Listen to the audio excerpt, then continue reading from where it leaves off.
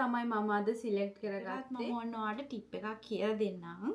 හොඳට අහගෙන ඉන්න. හරි පෙන්සිල් එකම යූස් කරන්න. මේ තියෙන වගේ 8B පෙන්සිල් එක. ගොඩක් සතුටුයි ඒ කමෙන්ට්ස් දැක්කහම. හරිම පොසිටිව් කමෙන්ට් හැමෝම දාලා තිබුණේ. මේ පෙන්සිල් ටූල් බොක්ස් එක කාටම හරි කෙනෙකුට giveaway එකක් විදියට දෙන්න. කමෙන්ට්ස් වලටත් පොඩ්ඩක් රිප්ලයි කරන්න හිතුවා. කරගන්න එපා අපේ ඩ්‍රෝවිං ස්කිල් වැඩි කරගන්න ඕන. ඒ වගේම අපේ ඩ්‍රෝවිං එකේ ක්වොලිටි එක වැඩි කරගන්න. මොකද මිනිස්සෙක්ගේ සම්පූර්ණ රූපය වෙනස් වෙන්නේ මේ ඇස් දෙකෙන් එකමයාගේ ෂෝට් වීඩියෝ එකක් තමයි අප්ලෝඩ් කරේ. ඒ වුණාට සබ්ස්ක්‍රයිබර්ස්ලා 75ක් ඒ වීඩියෝ එක විතරක් බලලා එකතු වෙලා ඩ්‍රෝවිං එක කරද්දි මේ මුලින්ම පටන් ගන්න ඇස් වලින්. කොටම කලින් අනිවාර්යෙන් ඔයා කරන්න ඕන දෙයක් තමයි මේ හරියටම මෙන්න මේ බැලු බැල්මටම ෆොටෝ එක වගේම අපිට මේක පේනවා.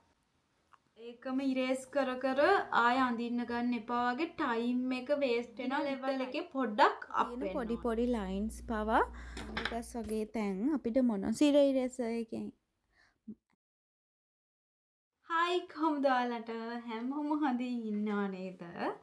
මුලින්ම සුබම් සුබාලුත් අවුරුද්දක් වෙන්න කියලා ප්‍රාර්ථනා කරනවා. මොකද මම මේ අවුරුද්දේ පළවෙනියටම අප්ලෝඩ් කරන ලොං වීඩියෝ එක.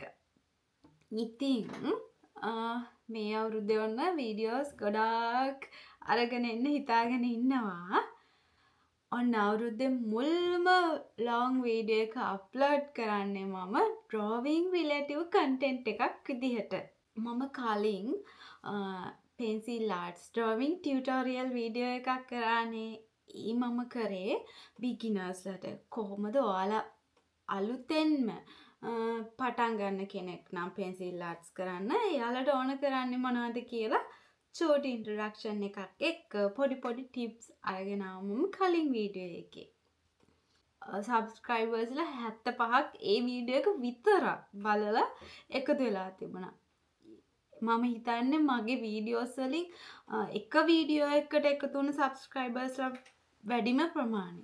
ඉතින් මට හිතුණා මේ අවුරුද්දෙත් මුලින්ම එයාලා වෙනුවෙන් වීඩියෝ එකක් කරන්න. මොකද මම සබ්ස්ක්‍රයිබ් කරන්නේ මම මොකක් හරිම දෙයක් කියලා දෙයි කියන බලාපොරොත්තු වෙන්නේ. කලින් කරේ බිගිනර්ස්ලාගේ ලෙවල් එකටනේ. ඉතින් දැන් අපි පොඩ්ඩක් ලෙවල් එක අප් කරගන්න එපා. අපි ඩ්‍රෝවිං ස්කිල් වැඩි කරගන්න ඕන. ඒ වගේම අපි ඩ්‍රෝවිං එකේ ක්වොලිටි එක වැඩි කරගන්න ඕන. ඒ නිසා මම තවත් පොඩි පොඩි ටිප්ස් ටිකක් එක්ක දාලා තිබුණ කමෙන්ට්ස් වලටත් පොඩ්ඩක් රිප්ලයි කරන්න හිතුවා මේ වීඩියෝ එකේ. මට ගොඩක් සතුටුයි ඒ කමෙන්ට්ස් දැක්කහම. හරිම පොසිටිව් කමෙන්ට් හැමෝම දාලා තිබුණේ. එක නෙගටිව් කමෙන්ට් එකක්වත් තිබුණේ නැහැ. ඒ ගැන නම් ගොඩාක් සතුටුයි. මෙන්න මේ ෆොටෝ එක තමයි මම අද සිලෙක්ට් කරගත්තේ ඔයාලට ඇඳලා පෙන්නන්න. හරිද? ඉතින් මම ඔයාලට කිව්වනේ පෙන්සිල් ඩ්‍රෝවිං එකක් කරන්න පටන් ගන්න කෙනෙක් නම් බිගිනර් කෙනෙක් නම් ඔයාට පෙන්සිල් වර්ග 3ක් ඕ 4ක් ඇති කියලා. ඇත්තටම ඔයාටම තේරෙයි ඔයා ගොඩක් ඔයාගේ ලෙවල් එක ඉම්ප්‍රූව් කරගත්තාම ඔයාගේ ස්කිල් එක ගොඩාක් වැඩි කරගත්තාම ඔය පෙන්සිල් වර්ග 3ක්වත් 4ක්වත් ඕන එකම එක පෙන්සිල් එකක් විතරක් තිබුණොත් ඇති සම්පූර්ණ ඩ්‍රෝවිං එකම ලස්සනට කම්ප්ලීට් කරන්න කියලා. ඒක කොහොමද කරන්න කියලා මම තව ටික දවසක් ගිහම ඉස්සරහා වීඩියෝ එකකදී ඔයාලට මම කියන්නම්. හරිද? දැනට තාම අපි ඉන්නේ බිගිනර් ලෙවල් එකේනේ. අපි ස්ටෙප් බයි ස්ටෙප් එපා යන්න. ඉතින් ඒ නිසා දැනට අපි මේ විදියට ඩ්‍රෝවිං එක කරමුකෝ. පෙන්සිල් ටූල් බොක්ස් එකට ගොඩක් අය කැමතිනේ. ඒ වගේම ගොඩක් අය ගැන අහලා තිබුණා. ඉතින් මට මේ අවුරුද්දේ මුලින්ම හිතුණ දෙයක් තමයි මම මේ වගේ පෙන්සිල් ඩ්‍රෝවිං ටූල් බොක්ස් එකක් කාට හරි giveaway එකක් විදියට දෙන්න ඕනේ කියලා. හැබැයි ඔන්න දැම්ම නෙමේ. තව පොඩි කාලයක් මට ඕන ඒ වෙනුවෙන්. මම කවදා හරි දවසක අනිවාර්යෙන්ම මේ ඉක්මනින්ම කියන්නත් බෑ. ඒක කොහොම කොයි විදියට වෙයිද දන්නේ නැහැ. මම පුළුවන් තරම් ඉක්මනින් මේ පෙන්සිල් ටූල් බොක්ස් එක කාටම හරි කෙනෙකුට දෙනවා කියලා මම ජනවාරි 1 වෙනිදාම හිතාගත්තා. ඉතින් ඒකට තව පොඩි කාලයක් මට ගන්න වෙනවා. ඉස්සරහට මම මේ ගැන විස්තර කියන්නම්කෝ. එහෙනම් අපි ඩ්‍රොවින් එක කරන්න පටන් ගමු. ඉස්සෙල්ලාම ඔයාලා කරගන්න ඕන grid lines mark කරගන්න එක. අදත් මම ඔන්නේ A4 size එකට තමයි ඩ්‍රොවින් එක කරන්න යන්නේ. එතකොට අපි grid lines mark කරගන්න ඕනනේ. මෙන්න මේ පැත්තට 21ක් කොටු වෙනවා. මේ පැත්තට කොටු 30ක් එනවා. සෙන්ටිමීටරේ සෙන්ටිමීටරේ කොටු. ඒ කියන්නේ සෙන්ටිමීටර 21ක් පළලට සෙන්ටිමීටර 30ක් උසට ආවොත් ඒක A4 size එක. හරිද?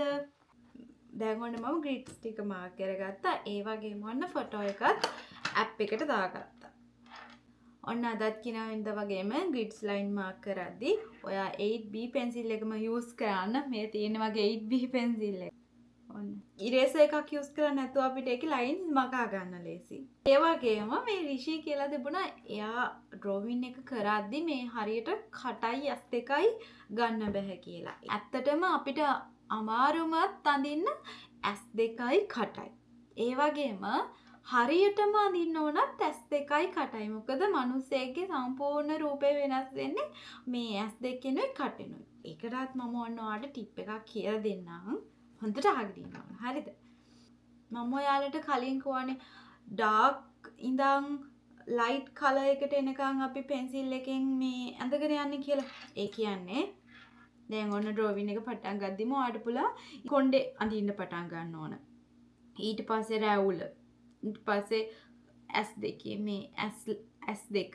ඒ වගේ තැන් මුලින් අඳින්න කියලා. ඉතින් මම මේක කියන්නේ රිෂිනිට. ඔයා ඩ්‍රොවින් එක කරද්දී අනිතත් මේ ටිප් එක යූස් කරන්න පුළුවන්. ඩ්‍රොවින් එක කරද්දී මේ මුලින්ම පටන් ගන්න ඇස් වලින්. නැත්තම් කටේ. හරිද?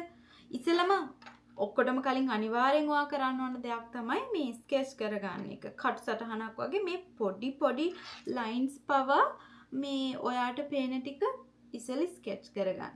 ඒකට හේතුව තමයි අපි ඩ්‍රොවින් එක කරන් යද්දි අපි හිතන්නකො පටන් ගන්න මේ කොහෙන් හරි තැනකින් පටන්ගෙන අඳිනවා කියලා. අපේ මේ මතකය ඇවිලා අනිත් grids line ඔක්කොම මැකෙන්න පුළුවන්. එතකොට අපිට මතක නෑනේ කොයි හරියද තියෙන්නේ. ආය grids line mark කරන්නද අමාරුයිනේ. ඒ නිසා තමයි මම හැම වෙලෙම කිව්වේ මේ මුලින් ස්කෙච් කරගන්න ඩ්‍රොවින් එක කියලා. ඊට පස්සේ ඔයා කරන්න ඕන ඇස් දෙකෙන් ඩ්‍රොවින් එක කරන්න පටන් ගන්න. හරිද? ඊළඟ ටිප් එක තමයි මෙන්න මේ එක කොටුවක් සෙන්ටිමීටර් එකේ ප්‍රමාණයට zoom කරගන්න. කියන්නේ මෙන්න මේ හරියටම මෙන්න මේ සෙන්ටිමීටරයක් වගේ. ඔයාගේ දැන් මේ පොතේ තියෙන්නේ හරියටම සෙන්ටිමීටරේ කොටුනේ. එතකොට අපි මේ ඇප් එකත් ගානට සෙන්ටිමීටරයකට මේ ලොකු කරගත්තාම අපිට ඒකම අඳින්න ලේසියි. අපිට මේ කොටුවේ සයිස් එක මේ ඕනවට වඩා zoom කරලා අඳින්න පටන් ගත්තොත් එහෙම ඒක වර්ධින්න පුළුවන්. ඒ නිසා හරියට මේ grid එකක් සෙන්ටිමීටරේ ගානට zoom කරලා තියාගෙන ඒක බලාගෙන අඳින්න. හරිද? සම්පූර්ණ ඩ්‍රොවින් එකම කරලා අන්තිමට ඇස් දෙක කටේ ටික ඇඳොත් එහෙම කාලෙත් අපරාදේ කැත වුණොත් එහෙම ඩ්‍රොවින් එක විසි කරලා දාන්න හිතනවානේ එපා වෙනවානේ. ඒ නිසා ඔයාට පුළුවන් මේ ඇස් දෙකයි කටයි මුලින් ඇඳලා කම්පෙයාර් කරලා බලන්න මේ ඒ වගේ පේනවද කියලා. ඊට පස්සේ ඉතුරු කොටස් අඳින්න ගන්න. ඔයාට අර ඇස් දෙකයි කටයි ඒ විදිහටම ආවේ නැති වුණොත් ඒක අයින් කරලා වෙන එකක් අඳින්න පුළුවන්. ඒකම ඉරේස් කර ආය අඳින්න ගන්න එපා වගේ ටයිම් එක වේස්ට් වෙනවා විතරයි වෙන්නේ. ඒකේ ලොකු මේ අපිට සමහරක් වෙලාවට ඩ්‍රොවින් එක ගොඩ ගන්න බෑ එහෙම ඉරේස් කර ඇඳ. හොඳම දේ තමයි ආය අලුතෙන් එකක් පටන් ගන්න එක අඳින්න. රිෂිනිට කියන්න තියෙන එන්නේ ඒ ටික. ඒ වගේම ඔයා මුලින් ස්කෙච් කරගන්නවනේ ඩ්‍රොවින් එක. හරියට අපි ස්කෙච් කරගත්තොත් බැලුමටම ෆොටෝ එක වගේම අපිට මේක පේනවා. ඊට පස්සේ ඔයා ඇස් දෙකයි කටයි ඇඳගත්තට පස්සේ ඉතුරු කොටස් හිමීට ඇඳගන්න. ඔන්න දැන් මම මෙන්න මේ ගානට ඩ්‍රොවින් එක කරලා තියෙනවා. ඔය ඒත් ඔයාලට පේනවනේ මේ සාමාන්‍යයෙන් හේමාරණසිංහ වගේ බැලුමට මෙයාව තමයි මෙයා අඳින්න අරන් තියෙන්නේ කියලා. ඔන්න දැන් ඔයා බිගිනර් ලෙවල් එකේ පොඩ්ඩක් අප් වෙන්න ඕන. දැන් ඔය ඇත්තටම ඩ්‍රෝවින් කරන්න පුළුවන්ද කියලා ඔයා අඳුනගෙනනේ තියෙන්නේ. ඒ නිසා ඔන්න දැන් ඔයා බිගිනර් ලෙවල් එකෙන් පොඩ්ඩක් අප් වෙලා ඉන්නේ. ඉතින් මම ඔයාලට රෙකමන්ඩ් කරනවා දැන් ඔයා මොනොසීරෝ ඉරේසර් එකක් ගන්න. මේ ඩ්‍රෝවින් එකට ගොඩාක් හෙල්ප්ෆුල් වෙනවා. මේ ඔයාගේ ඩ්‍රෝවින් එක නීට් කරගන්න. හරිද? ඒ වගේම ඔයාට පුළුවන් මේ බ්ලෙන්ඩින් ස්ටම්ප් එක පාවිච්චි කරන්න මූණේ අඳුරු තැන් පාට කරන්න. ඔයාට බ්ලෙන්ඩින් ස්ටම්ප් එකක් නැත්නම් පුළුවන් ටිෂු පේපර් එකක් යූස් කරන්න. එහෙම නැත්නම් මම ඉස්සරහට කියලා දෙන්නම් බ්ලෙන්ඩින් ස්ටම්ප් එකක් හදාගන්නේ කොහොමද කියලා. ගොඩක් මඳුරු තැන් විතරක් පාට කරන්න ඔයා 10B පෙන්සිල් එක යූස් කරන්න. ඔයාලට පේනවද බොම්මේ ඇඳුමේ තියෙන පොඩි පොඩි ලයින්ස් පවා ස්කෙච් කරගන්නවා. මොකද අපිට ටික වෙලාවක් ඩ්‍රෝවින් එක කරගෙන යද්දී තියෙන ග්‍රිඩ්ස් මාර්ක් ටික මැකිලා යන්න පුළුවන්. එතකොට අපිට අපහසු චිත්‍රය ඇඳගෙන යන්න. රැවුල් ගස් වගේ අඳිද්දී 8B පෙන්සිල් එක ෂාප් කරලා අරගෙන තද කරලා අඳින්න. රැවුල් ගහෙන් ගාට බලලා ඒ විදිහටම අපිට කොපි කරන්න බෑනේ. ඒ හින්දා ෆොටෝ එක බලලා පොඩි අයිඩියා එකක් අරගෙන කොයි තැන්වලද ගොඩක් රැවුල් ගස් එන්නේ, කොයි තැන්වලද පොඩ්ඩක් යාන්තමට ඇඳිලා තියෙන්නේ කියලා බලලා අඳින්න. මම දැන් මේ ඩ්‍රෝවින් එක 80%ක් වගේ ඉවර කරලා තියෙන්නේ. තාම මම ඉරේසර් එකක් යූස් කරේ නැහැ. ඩ්‍රෝවින් එක කරන ගමන් එළිය වැටිලා තියෙන තැන් ඉතුරු කරා විතරයි. දැන් මම මොනොසීරෝ ඉරේසර් එක යූස් කරලා ලයිට්ස් වැටුණු තැන් හයිලයිට් කරලා ගන්න හදන්නේ. මොනොසීරෝ ඉරේසර් එකෙන් අපිට ඩ්‍රෝවින් එකේ රියලිස්ටික් ලුක් එකක් ගන්න පුළුවන්. මේ එළිය වැටුණු රැවුල් ගස් කොණ්ඩ ගස් වගේ තැන් අපිට මොනොසීරෝ ඉරේසර් එකෙන් ඇඳලා පෙන්සිල් එකකින් පොඩි ටච් එකක් දුන්නාම මෙතන රියලිස්ටික් ලුක් එකක් ගන්න පුළුවන්. බලන්න මේ පළවෙනි ෆොටෝ එකේ දෙවෙනි ෆොටෝ එකේ වෙනස. ඔන්න ඉතින් මම මේ ඩ්‍රෝවින් එකත් කරලා ඉවරයි. ඔයාලට තව මොන හරි ප්‍රශ්න තියෙනවා නම් මොන හරි අහන්න දෙයක් තියෙනවා නම් අනිවාර්යෙන් කමෙන්ට් කරන්න. ඒ වගේම මේ වීඩියෝ එක ඔයාලට වැදගත් වුණා නම් ලයික් කරන්න අමතක කරන්න එපා. channel එකට අලුතෙන් එකතු වුණ කෙනෙක් නම් subscribe කරලා තියාගන්න. ඉතින් ඒත් එක්කම මෙන්න මෙයා කමෙන්ට් කරලා තිබුණා MR විදුගේ ඩ්‍රෝවින් එකක් කරන්න කියලා. මම ඇත්තට මෙයාගේ ෂෝට් වීඩියෝ එකක් තමයි අප්ලෝඩ් කරේ. ඒ වුණාට යාට ඕනකෝ ස්ටෙප් බයි ස්ටෙප් MR විදුව අඳින හැටි. ආපහු MR විදුගේ ඩ්‍රෝවින් එකක් මට කරන්න බැහැනේ. අපහසු තැන් ටික විතරක් මම ඔයාලට කියලා දෙන්නම්. මම MR විදුගේ ඩ්‍රෝවින් එක අඳිද්දිත් කලින් කියලා දුන්න ටිප්ස් ටිකම තමයි පාවිච්චි කරේ. එතනදී පොඩි ගැටලුවකට ආවේ එයාගේ හිනාවේ තමයි යුනික්නස් එක තියෙන්නේ. ඉතින් අපි කස්ටමර් කෙනෙක්ගේ ඩ්‍රෝවින් එකක් කවුරු හරි සෙලිබ්‍රිටි කෙනෙක්ගේ ඩ්‍රෝවින් එකක් කරනවා නම් එයාගේ යුනික්නස් එක පේන පික්චර් එකක් තෝරගන්න ඕනනේ. ඉතින් මම MR විදුගේ ඩ්‍රෝවින් එකත් එයා hina වෙලා ඉන්න පික්චර් එකක් තෝරගන්න උනා. මම මේ ෆොටෝ එක එයාගේ පොඩ්කාස්ට් එකට ගිහින් ස්ක්‍රීන් කැප්චර් කරගත්ත එකක්. එතන පොඩි ගැටලුවක් තියෙනවා. එයාගේ hair එක කලර්ස් දෙකක් නේ. ඉතින් බෑග්ග්‍රවුන්ඩ් එකත් white hair එකත් white touch එකක් තියෙනවා. එතකොට අපිට එක්කෝ hair එක dark කරන්න වෙනවා. නැත්නම් බෑග්ග්‍රවුන්ඩ් එක dark color එකකට ගන්න වෙනවා. නැත්නම් අපිට ලොකු වටිනාකමක් හම්බ වෙන්නේ නැහැ අපි කරන ඩ්‍රෝවින් එකේ. ඔය වගේ චූටි ගැටලු කිහිපයක් විතරයි ආවේ. නැත්නම් මම කලින් කියලා දුන්න ටිප්ස්ම තමයි යූස් කරේ මේ ඩ්‍රෝවින් එකටත්. එහෙනම් අදට මම මේ වීඩියෝ එක මෙතනින් නතර කරනවා. ඔයාලා දිගටම ඩ්‍රෝවින් කරන්න ප්‍රැක්ටිස් කරන්න ස්කිල් එක වැඩි කරගන්න.